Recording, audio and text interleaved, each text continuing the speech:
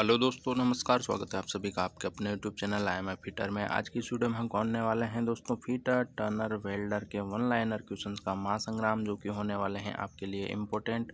अगर आप ITI कर रहे हैं तो, अगर आप UPRVUNL का एग्ज़ाम देते हैं तो, अगर आप इसरो का एग्ज़ाम देते हैं तो, या अगर आप DMRC का एग्ज़ाम देते हैं तो, सभी एग्ज़ाम्स के लिए खास होने वाले हैं। तो दोस्तों आज हम उन वन लाइनर क्वेश्चंस को देखने वाले हैं जो कई बार पहले एग्ज़ाम में पूछे जा चुके हैं। अगर आपने अभी तक हमारे चैनल को सब्सक्राइब नहीं किया है तो प्लीज़ जाकर सब्सक्राइब कर दीजिए, वीडियोस को लाइक किया कीजिए और अपने दोस्तों के साथ शेयर कर दीजिए। आ जाइए दोस्तों, शुरू करते हैं। वीडियो को शेयर करते हुए स्टार्ट कर लेते हैं वीडियो को।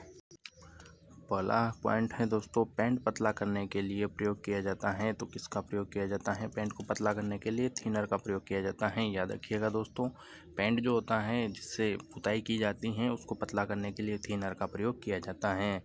अगला पॉइंट है, पेंट एक उपचार है। तो पेंट कैसा उपचार है? पेंट एक अर्धस्थायी उपचार है। याद रखिएगा, पेंट एक अर्धस्थायी उपचार है। अगला है, चूड़ी कर्तन यानी कि थ्रेड कटिंग के लिए कौन सा अच्छा स्नेहक यानी कि लुब्रिकेंट है? तो चूड़ी कर्तन कार्य के लिए यानी कि थ्रेड कटिंग कार्य के लिए खनिज लाड़ तेल यानी कि मिनरल लाड़ तेल अच्छा लुब्रिकेंट होगा। लुब्रिकेंट यानी कि अच्छा स्नेहक होगा। अगला पॉइंट है दोस्तों, वी बेल्ट साइज में मिलती हैं। तो वी बेल्ट क्रॉस सेक्शन व अंदर की परिधि की साइज़ में मिलती हैं। वी बेल्ट को किस साइज़ में ख़रीदा जाता है? क्रॉस सेक्शन और अंदर की परिधि की साइज़ के हिसाब से अलग अलग साइज़ से ख़रीदा जाता है, याद रखिएगा। अगला पॉइंट है, गियर ड्राइव एक ड्राइव है। तो गियर ड्राइव कैसा ड्राइव है? याद रखिएगा, गियर ड्राइव एक पॉजिटिव ड्राइव है, याद रखिएगा। ठीक है दोस्तों, गियर ड्राइव कैसा ड्राइव है? एक पॉजिटिव ड्राइव है। अगला पॉइंट है, स्लॉटर मशीन का टेबल किसके द्वारा चलाया जाता है? तो स्लॉटर मशीन का जो टेबल चलाया जाता है वो वर्म और व्हील के द्वारा चलाया जाता है। इम्पोर्टेंट क्वेश्चन है दोस्तों, कई बार एग्जाम में पूछ लिया गया है। अगला पॉइंट है, स्वशीत के लिए किस प्रकार के टैग का प्रयोग करते हैं? तो स्वशीत के लिए थ्रीजा चक का प्रयोग करते हैं। और थ्रीजा चक जो है दोस्तों, उसको क्या कहा जाता है? उसको सेल्फ सेंटरिंग चक भी कहा जाता है। थ्रीजा चक को सेल्फ सेंटरिंग चक भी कहा जाता है। इसलिए स्वशीत के लिए यानी कि सेल्फ सेंटरिंग के लिए थ्रीजा चक का प्रयोग किया जाता है, याद रखिएगा। अगला पॉइंट है, टेलीस्कोपिक गेज किस काम में प्रयोग किया जाता है? तो बड़े सुराखों का आंतरिक व्यास लेने के लिए, बड़े सुराखों का आंतरिक व्यास लेने के लिए टेलीस्कोपिक गेज का प्रयोग किया जाता है। अगला पॉइंट है, शुष्क सेल हैं। तो शुष्क सेल क्या है? शुष्क सेल एक प्राथमिक सेल है, प्राइमरी सेल हैं, याद रखिएगा। अगला पॉइंट है, गुरुत्वाकर्षण की खोज किसने की? तो याद रखिए, गुरुत्वाकर्षण की खोज न्यूटन ने की। इम्पोर्टेंट भी है और कॉमन क्वेश्चन है, जनरल याद होना चाहिए आपको। अगला क्वेश्चन है, पहले से तय कार्यक्रम के अनुसार दी जाने वाली देखभाल को क्या कहते हैं? प्रिवेंटिंग मेंटेनेंस, यानी कि पहले से ही उसकी मेंटेनेंस कर लेना क्या कहलाता है?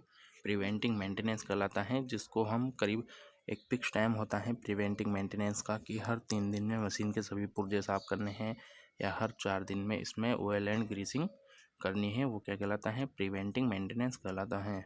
अगला पॉइंट है, किस फ्लेम का प्रयोग करके फेरस मेटल कॉपर एल्यूमिनियम पर किया जाता है? किस फ्लेम का प्रयोग किया जाता है फेरस मेटल कॉपर एल्यूमिनियम पर करने के लिए? तो न्यूट्रल फ्लेम का प्रयोग किया जाता है, याद रखिएगा। अगला पॉइंट है, किस फ्लेम का प्रयोग कटिंग ऑपरेशन के लिए किया जाता है? ऑक्सीडाइजिंग फ्लेम का प्रयोग कटिंग ऑपरेशन के लिए किया जाता है, याद रखिएगा। कटिंग ऑपरेशन के लिए ऑक्सीडाइजिंग फ्लेम का प्रयोग किया जाता है। इम्पोर्टेंट क्वेश्चन है। अगला पॉइंट है, पाइप को किस तरह से वेल्डिंग की जाती है? याद रखिएगा, पाइप को नीचे से ऊपर वेल्डिंग की जाती है। हमेशा याद रखिएगा, पाइप को नीचे से ऊपर वेल्डिंग की जाती हैं।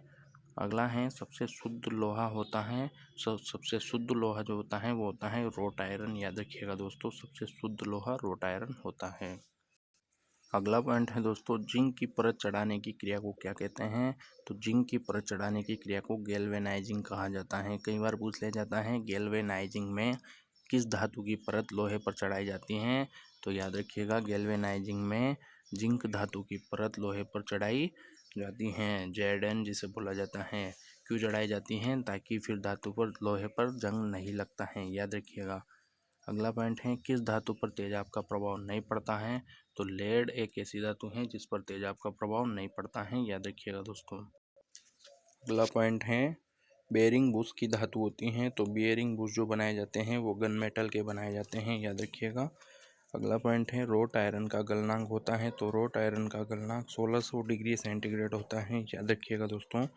अगला पॉइंट है SAE 30 नंबर क्या इंगित करता है, तो ये विस्कोसिटी को इंगित करता है, और विस्कोसिटी को क्या कहते हैं हिंदी में, श्यानता कहा जाता है, याद रखिएगा।